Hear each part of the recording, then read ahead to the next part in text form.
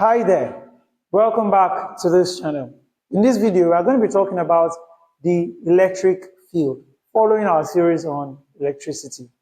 Now, what is an electric field? An electric field is the region in space around a point charge where the force due to that charge can be felt by another charge, say a test that we call a test charge.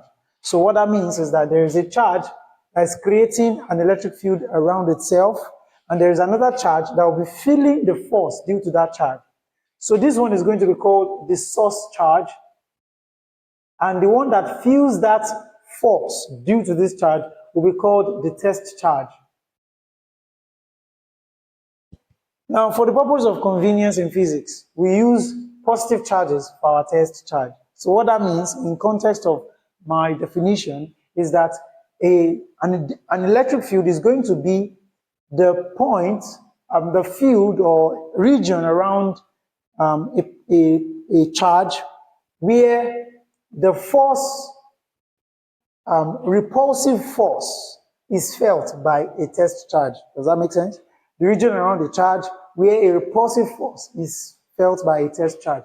Your test charge can both be positive or negative, but for the purpose of convenience, like I said, we use what? Positive. So, and since my source charge is already positive, then you know that the force is going to be what? Repulsive. If it were negative, the force is going to be attractive. So, at the end of the day, the electric field is going to what? The region in space around this guy, around this point source charge, where I can feel the electric force due to that charge. Okay? Now, Michael Faraday showed us an imaginary way of viewing the electric field around a charge. Does that make sense? It's an artificial way of creating what is actually not. So the electric field is not exactly represented by what we call electric field lines. It's not exactly appearing as electric field lines, but Michael Faraday used electric field lines to represent electric field for better understanding, for us to be able to conceptualize it, to make sense of it. All right. So as it is, for a point positive charge, for example, the electric field lines is going to go something like this, radially outward. Does that make sense? Radially outward. So if I wanted to, radially outward. So we are going to have the arrows pointing away from the source charge. The arrow is going to point away for a point positive charge. And if it were a point negative charge, the arrow is going to point towards the charge. The arrow will point towards the charge. Now, what if we now have the condition of dipole? Now, for example, this is a dipole, and the dipole here is one of positive and negative. So, if we wanted to construct the electric field lines around it, what would have would be this, would look like this. It's going to go out of the positive charge and come into the negative charge. Out of the positive, go into the negative. Out of the positive, go into the negative. Out of the positive, go into the negative. Out of the positive, go into the negative. And like that, away and into the negative. So this is going to be an electric field due to a dipole. Now, in this case, both charges, it is assumed that both charges have equal magnitude but opposite direction. So the magnitude of this guy, if it were, charges are quantized. So if this were 2 or 3 coulombs, 3Q, does that make sense? 3 number of charge, then this is also 3Q, but negative. Does that make sense? Because it happens that if this were to be greater than this, or this were greater than this, the charge is not uniform. The electric field is not uniform as this. Does that make sense? Here's what happens. If this charge, for example, were greater, let's make this 5Q, and these were 3Q. Now what would happen is that you are going to see the charge is going to bend inward by the time it gets here. So it's going to look something like this.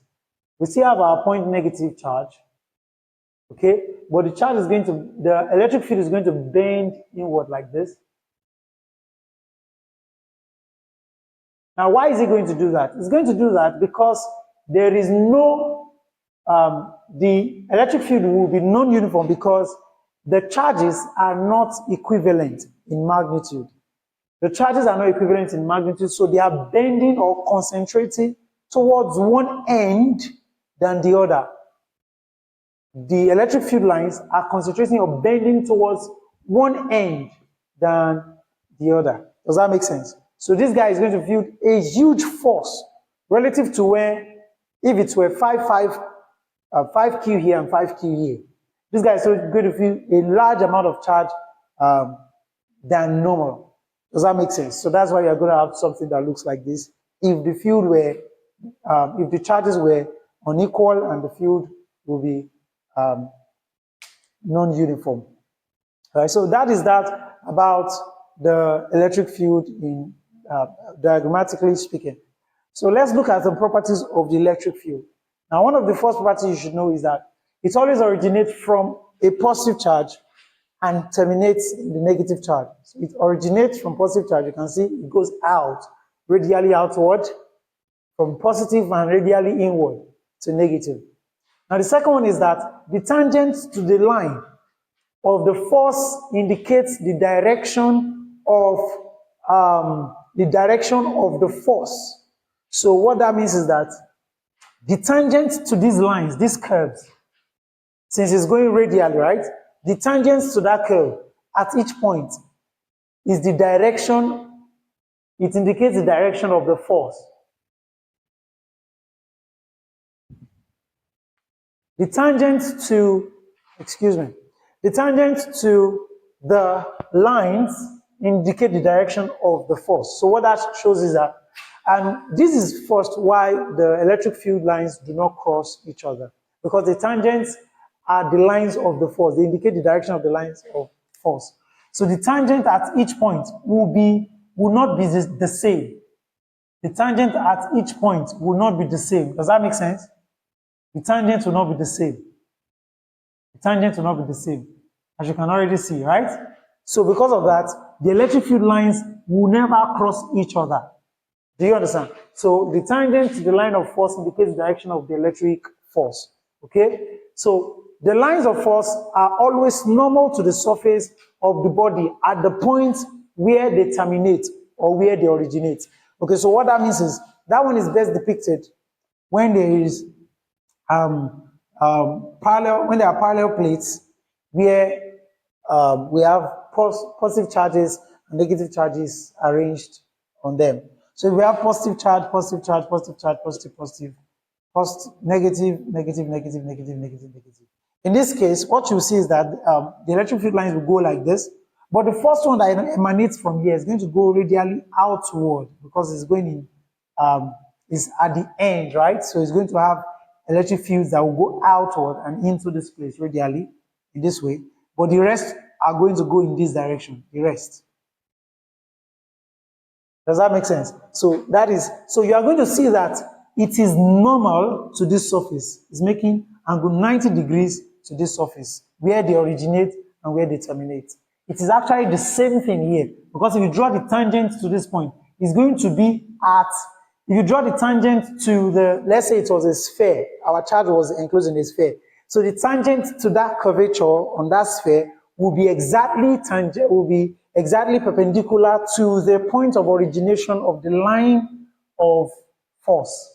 Does that make sense now? All right. So it's going to be tangential, perpendicular here as well, perpendicular as well. So it's going to be, when we say it is normal to that surface, it means it is perpendicular to the surface. Does that make sense? All right. A unit positive charge free to move will move along the line of force and towards a negatively charged body. That makes sense here. If this were less than this, and it was to be attracted towards that guy, then it's going to move in direction of the line of force that joins them. So if this were my line of force, it's going to move in that direction of line of force. Does that make sense? Because we said it's going to be the tangent. So if this were just the straight line that was joining the point, the positive and the negative charge, if these were free to move, it would just move in that line, in that direction. Then two lines of force proceeding in the same direction repel, and vice versa. What that means is that two lines of force that are moving in the same direction, they will repel each other. So, but two lines of force, vice versa, means two lines of force that are moving in different directions will attract each other. So that's why there is attraction here, because the lines of force due to this negative charge are going to be moving in this direction, while the lines of force due to this one are going to move in, no, the lines of force due to one will be moving outward. The line of force due to positive is going to be moving outward. That's how to explain it. While the line of force due to negative is going to be moving inward. Does that make sense? So if they were moving outward at the same time, they would repel each other. Does that make sense? They would repel each other. But because they are moving, one is moving outward, the other is moving inward, so those are two different directions, then they attract. All right? So those are the properties of electric field lines. All right, now, let's talk about the mathematical representation of what we have been talking about thus far. So mathematically,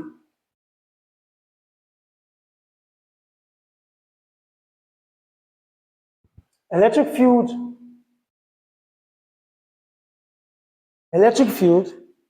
is electric field intensity now. Electric field intensity is given by E. Is that okay? And it's a vector. Electric field intensity is a vector and it is given by or denoted by E. Okay? So electric field is given by the force per unit of charge, unit of positive or test charge placed at a particular point around the charge, the source charge. Okay? So by the time we, work out our equation, let's say this was our Q1 or small q, which is test charge, our E therefore becomes, recall that F was Q1, Q2, or big Q, small q over R squared vector. So we just want to write it in scalar form, so I will just eyeball that, the arrows. So I will have this guy, if I put it into this equation, then I have KQQ over R squared, okay? If I use my K, recall also that K is 1 over 4 pi epsilon naught, okay? Then, and F is this over this, so this is times 1 over Q. So I have my E vector to be equal to 1 over 4 pi epsilon naught times Q takes care of Q over R squared. Recall that this one was our test charge, yeah? That was our test charge, that is force per unit of the test charge placed at that point, right? Then this big Q will be our source charge. So it means that our electric field vector actually is equal to Q over 4 pi epsilon naught R squared, okay? If you wanted to write this in vector form, then it means that this will become R cubed dot R. Okay, now what this basically tells us is that this is our unit vector and this is our this is cubed, so that this cancels out and then we have R squared. Okay, now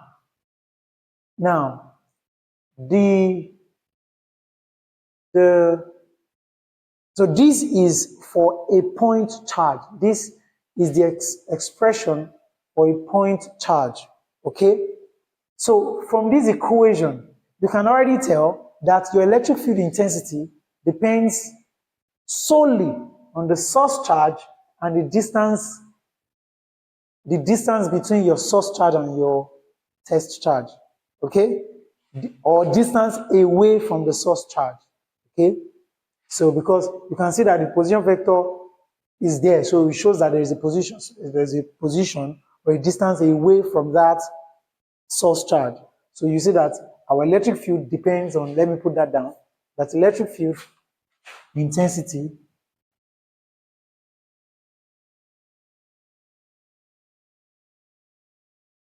depends on the source charge, not on the what? Not on the test charge. Because you can see that the test charge has been cancelled out here. Okay, so if this were the case for a test charge, a point positive charge, what would be the case if we were to break down our charges now, our point charge now, from a bulk of charge, and we wanted to reduce it to infinitesimally small unit amount of charges. So, and let's now assume that they were arranged linearly on a straight line. So, more like on a wire, like a wire. It is not a wire, but we are breaking down our lump of charge into tiny little bit of charges, okay? So the concept is known as charge distribution. We want to see how it will affect the value of our electric field, okay? Let me clean the board. So, like I said, we want to break up our lump sum of charge Q into the Q, okay? So this has now become the Q, which is very tiny amount of charge, okay? So by the time we break it down to infinitesimally small amounts, we almost cannot even isolate one, okay?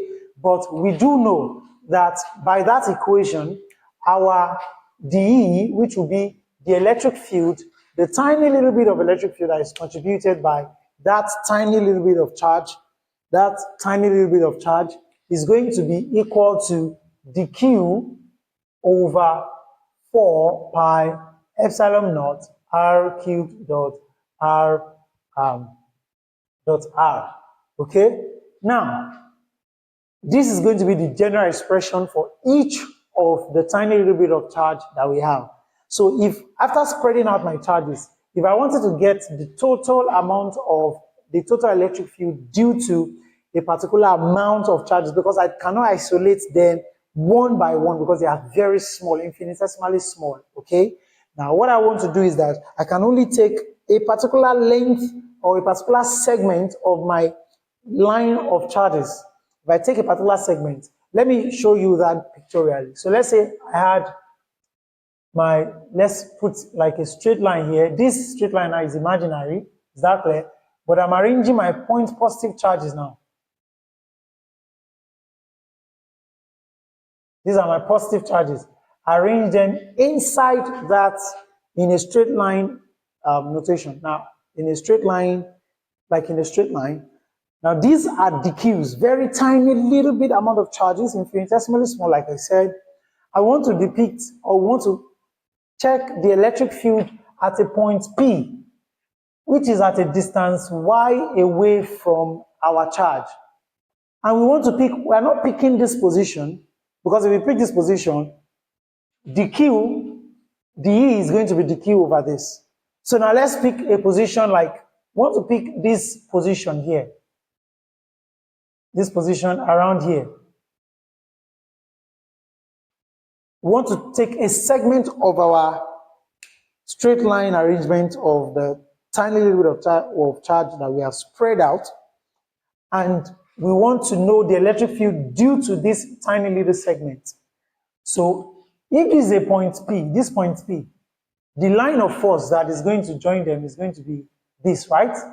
So, and then the distance between them is going to be, let's give it R. Does that make sense? Which is already what we use.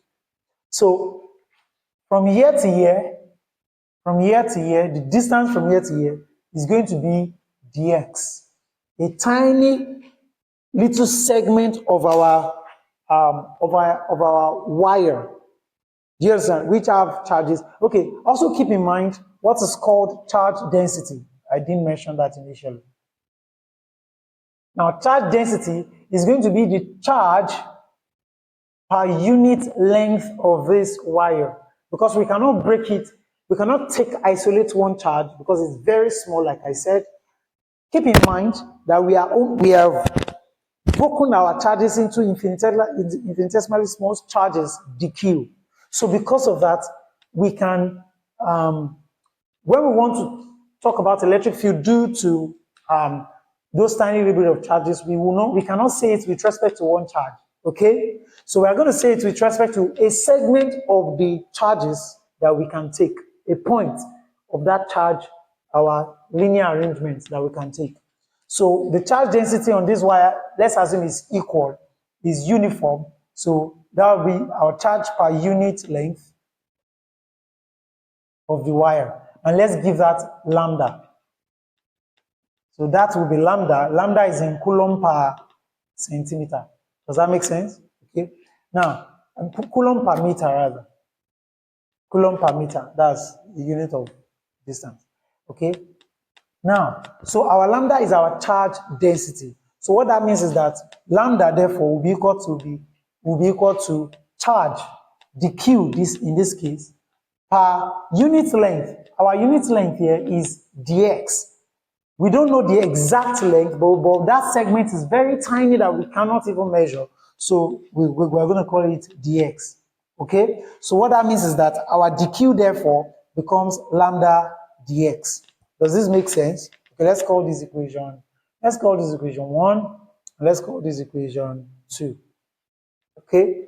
So now the electric field due to these segments, also know that from here to here is going to be our x, right? From here to here is going to be our x, and from here to here is going to be our y, which is the position, the vertical position away from the electric field distribution, the charge distribution. Okay, so the electric field due to this line, due to this dx, dq here is going to be in this direction, because the force is going to act in that line of force, right? Okay, it's going to follow that line. So here in this direction, we are going to see our vector dE. Our vector dE is going to be felt here. Just follow me, you are going to get it. Our vector dE vector is going to be felt in this direction. Okay, so we can now you know, isolate or separate this into, or resolve rather, into the x and y components. So this will be theta, okay, which means that this will also be theta, vertically opposite angles. Then at this point, we also have dE sub y, because this is our y component, and this is going to be our x component of the electric field. So we have dE sub x. Okay, dE sub x. Now, some few things to note here. That to find this angle from Pythagoras theorem, we will know that r will therefore be equal to, r squared will be equal to x squared plus y squared here, right? So definitely our r will be equal to the square root of x squared plus y squared. Now let's hold it somewhere. We also know that by SOHCAHTOA that sine theta is going to be, let's just write all our possible dimensions that we're going to need. But basically, from my experience of calculating this, what we are going to use is what we are going to be needing tan theta and cos theta. Okay, so tan theta here is going to be opposite over adjacent. You know this is opposite, right? Opposite our angle is x, so we have x over adjacent of our angle is going to be y. Okay, y. Then the cos theta is going to be adjacent y over hypotenuse. So our hypotenuse is r. Okay, okay, all right. Now, with respect to our dimension here, our analysis here, we can therefore say that dE sub x is going to be in this direction. That will be, we are opening the angle, that will be dE sine theta. But it will be negative, right? Negative dE sine theta. Why? Because it is in the negative x-axis. Okay? Now, and our dE sub y will be equal to dE cos theta. But if you notice, where is our E cos, our dE sub y going to be acting? It's going to be acting in the y direction, right? In the upward direction. And this one, sub x, is going to be acting in this direction, right? And our line arrangement for our configuration is on the x-axis only. So since is in the x-axis only, you will notice that if we pick only this point, the sum of charges on either side of our charge, either side of our plane rather, on either side, is going to be equal, because we are assuming that, I was supposed to write those assumptions. Maybe I should write those assumptions. One of our assumptions is that our wire, our line distribution of charges, which I called wire because it's looking like a long wire. Our line distribution of charges is infinitely long. So if it is infinitely long, then we know that, and the Q has the same value throughout because charge density is constant. Charge density is constant. So if that is the case, then it means that the total sum of positive charges will be equal to total sum of positive charges on this side is going to be total sum of positive charges on this side. And if you are resolving to our x-axis on this side, you will get negative, but if you resolve to x-axis on this side, because if we switch this, this will be resolving to this side. It's going to be positive dE sine theta. I don't know if that is clear. So what that means is that there is symmetry of charges on both sides.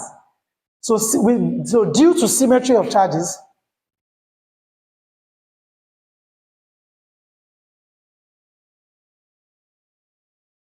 because our configuration is on x-axis, then dE, negative E sine theta, will be equal to positive dE sine theta. So what that means is that sum of electric field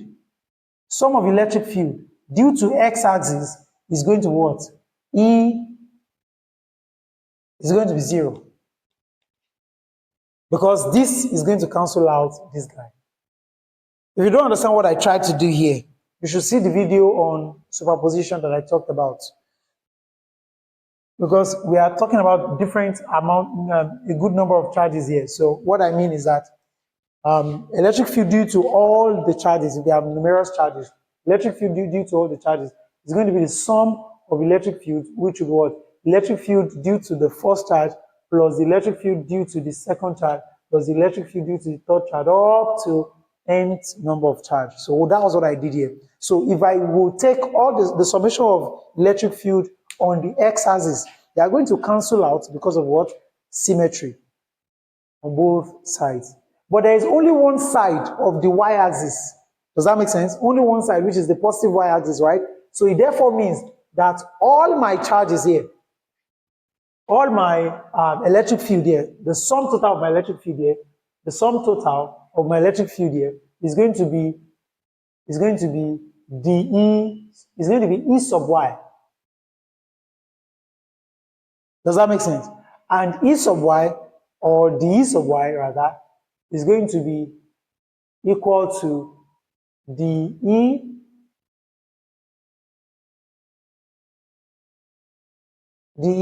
cos theta. I hope that is clear. dE cos theta. So the sum total of what the electric field that will be felt here will be felt towards the what? The positive y-axis. Okay.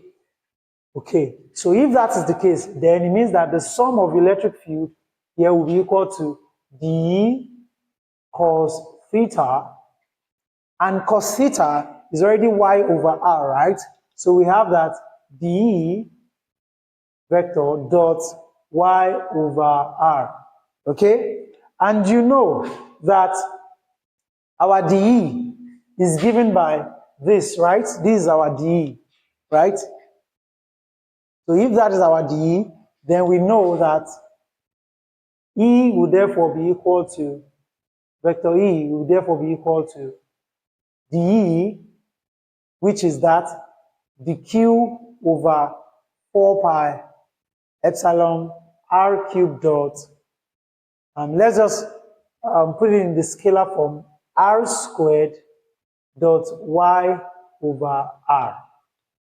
Okay? Now, you see, to find the sum of electric field due to all the dq's here, what we'll do is we are going to take the integral of what we have here, of all of the electric field individually. Does that make sense? So recall that this is dE sub y. This is dE sub y. So let me put it that way. So that dE sub y will be equal to dq y over 4 pi epsilon naught r squared. I hope you're still following me. Now, dE sub y is this, okay? Recall that dq is lambda dx, yeah? So we can therefore say that dE sub y will be equal to lambda dx y over 4 pi epsilon naught r squared. Okay? Now what does this tell you? You already know that this is constant, yeah? Then, by the time we want to get this guy, okay? By the time we want to get this guy, let's say since we might not be given r, okay? We can substitute this into the equation. Then, so by the time we're not going to be integrating, we can now separate the constant to one side. I hope that is clear to us. But before we do that, now let me introduce the value of this guy, which is r. So this becomes, recall first, that r is equal to the square root of x squared plus y squared, yeah? Which can be rewritten as r equal to x squared plus y squared all raised to the power half. Does this make sense? Okay. Okay.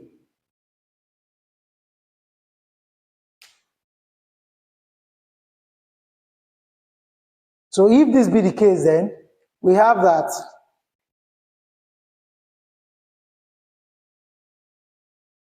excuse me, r squared here times r is r cubed. R squared times r cubed. Remember where this came from here? This is from the equation. This. You know that this, by the time we rewrite this, this will become r squared over this. Do you remember this? Okay, so by the time we remove this unit vector, we'll have this, which is what we had here. So this times cos theta will now give us this, which is equal to this, okay? So recall that r is this, okay? So that if that be the case, then we'll substitute this guy into this equation so that dE sub y will be equal to lambda dx y over 4 pi epsilon naught r cubed. We'll now substitute this guy here. That becomes x squared plus y squared all raised to the power half all raised to the power 3. This cube. Does that make sense? So that dE sub y will be equal to lambda dxy over 4 pi epsilon naught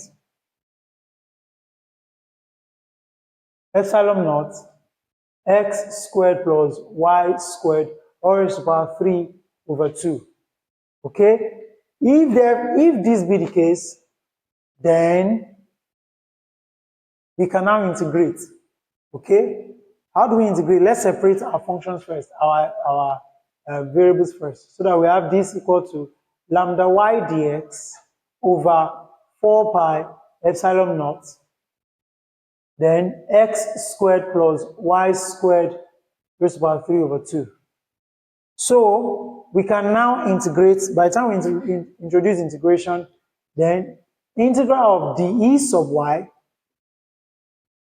will be equal to this constant, and this constant will fall out. So that we have lambda over 4 pi epsilon naught integral of 1 over x squared plus y squared or is about 3 over 2 dx. Okay? So this is the integral form. Okay? By the time you integrate, your e sub y therefore will become, e sub y ends up becoming lambda over 2 pi epsilon naught y. Because this is a standard integral.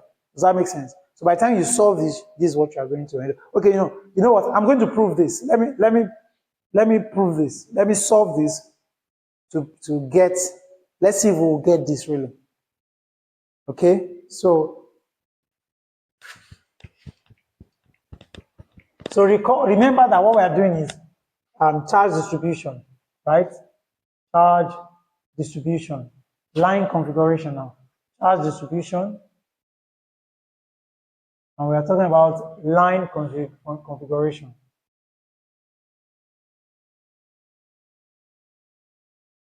Okay, we can also talk about charge distribution over a sphere. Charge distribution in a circle, you understand? In a semicircle, in a circle. All right, so you know what we will do? Before we introduce yes, let's already introduce this. Okay? But before we do that, recall that I said that we need to introduce geometry. Exactly. Recall that, how do we change this? Recall that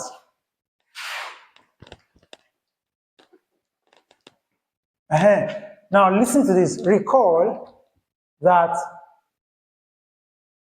tan theta is x over y. X over y, yeah? So we can now substitute these values using geometry. Okay? So that by the time we substitute, we'll have integral of dE sub y this equal to lambda over 4 pi epsilon naught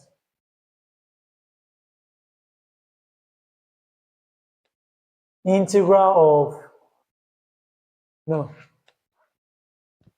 from here, you can tell that x will therefore be equal to y tan theta. Does this make sense? Yes.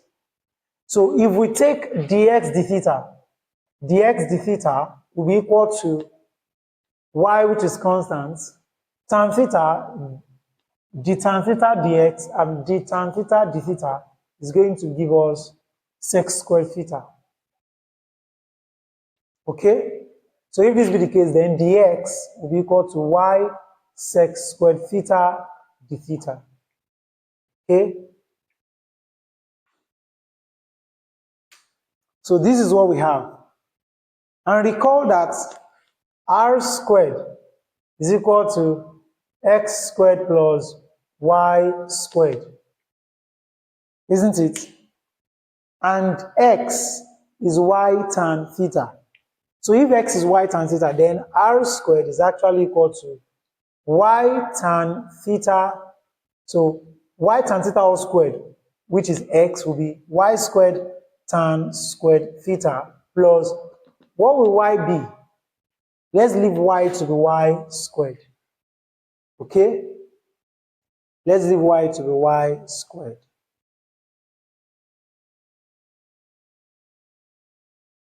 Okay, do you also remember this trig function, trig identity that says that tan squared theta plus 1 is equal to sec squared theta? So because if you divide here by x, divide by y, you're going to see that it is tan squared theta and 1 that we're left with. So it means that this entire thing is actually equal to y sec squared theta. If you divide through by y squared over y, okay, this should be squared too. So if you divide through by y squared, you'll be left with tan squared theta plus. Good. So that's just a manipulation that I just did. So this is that y squared times square theta plus y squared equal to y squared sec squared theta. Okay? So r squared now is this. So we can now substitute, we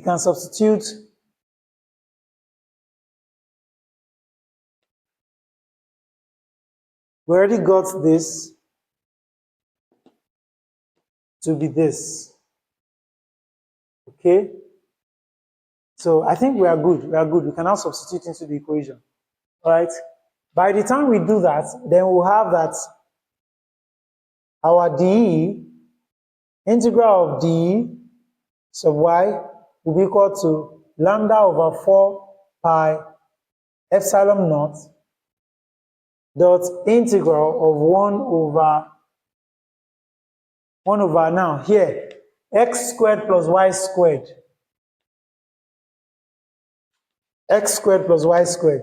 which was r squared, has become y squared dot sec squared theta. Now all raised to power 3 over 2. All raised to power 3 over 2. Okay?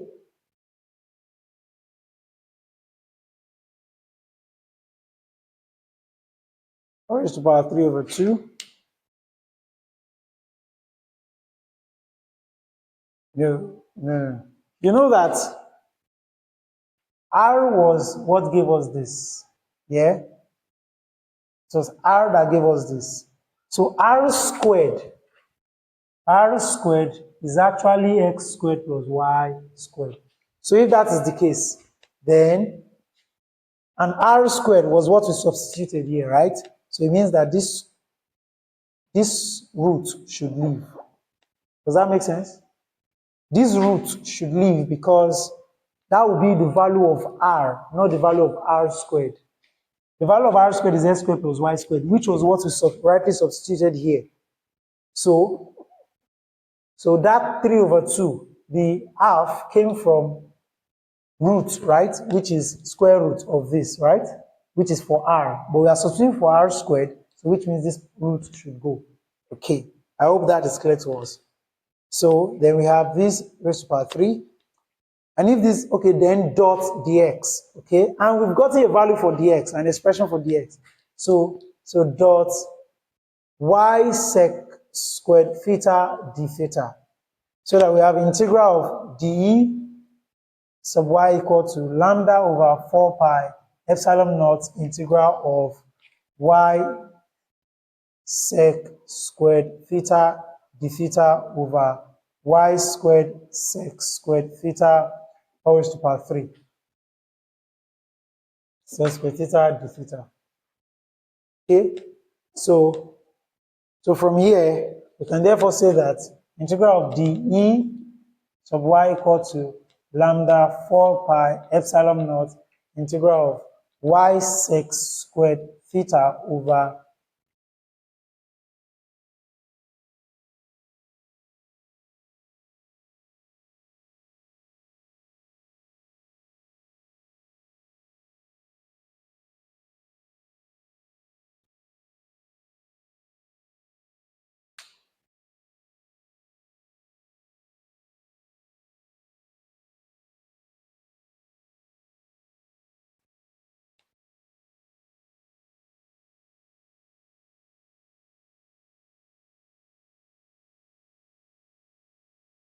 y raised to power 6. And now, if we have this r cubed, I think there's a mistake with my substitution.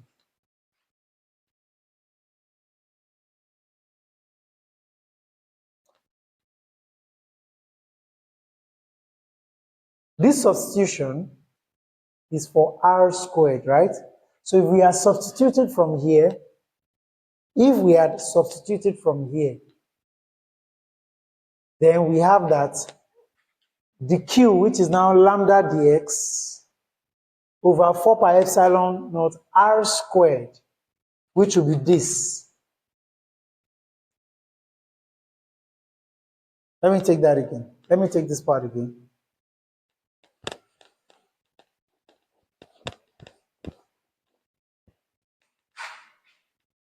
We have solved it before. So we now have that dE sub y will be equal to dq, right? Which is now, you know that dq, we said dq, this is dq over dq dx. Okay, so that dq will now be equal to lambda dx. So you can say that dq, now picking from here now, dq will be lambda dx over 4 pi epsilon naught r squared dot y over r. Okay? So we can now say that we've got a value for r squared, which is this.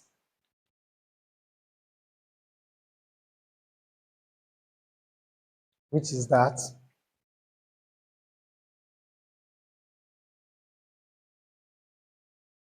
Okay?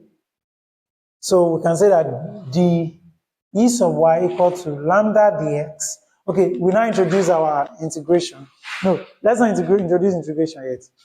I mean, it doesn't change it because I'm just substituting for now. So lambda dx over 4 pi epsilon naught. R squared is now y squared sec squared theta. No, I think we introduce it, makes our work neater. Y over r. Now, if r squared is this, if r squared is equal to y squared sec squared theta, then r should be equal to y sec theta. I hope that is clear. Okay? So, we have y over y sec theta. Okay? So, by introducing our integration, we separate the constant, and we have integral of dE sub y will be equal to our constants. This and these are constants. So we have lambda y over 4 pi epsilon naught y again. Let's separate that. No. Let's leave this for now. Yeah, y is going to take care of y, yeah? Yes. So dot dx. And dx, y is taking care of y, right? So and dx is y sec squared that. So this is what we have. Integral of y sec squared theta d theta over y squared sec squared theta. Then sec squared theta dot sec theta. So then d theta. Okay? Because this is sec theta. So that is sec cube theta. Okay, but we don't even need to worry about that much because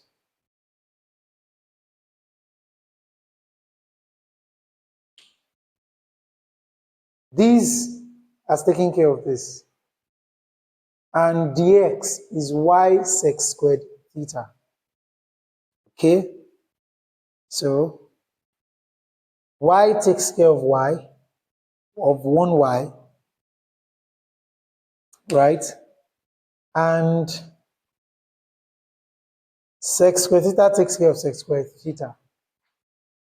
So if that be the case, then integral, let's create it, space there.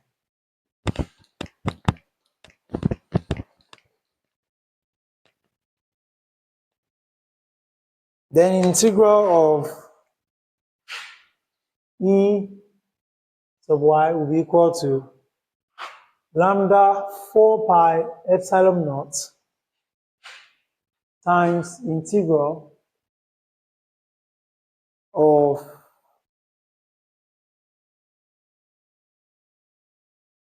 one over y sec theta. All right. And remember that sec theta is equal to 1 over cos theta, yeah? So it means that cos theta, we invert this, right? It means that cos theta will be 1 over sec theta. So I can rewrite my equation to look like this. Integral of e sub y is equal to lambda 4 pi epsilon naught, integral of 1 over, 1 over y, since that guy is going to be a constant. So we can already put 1 over y here, integral of cos theta d theta. Now, we are integrating, it is a definite integral, it is not indefinite.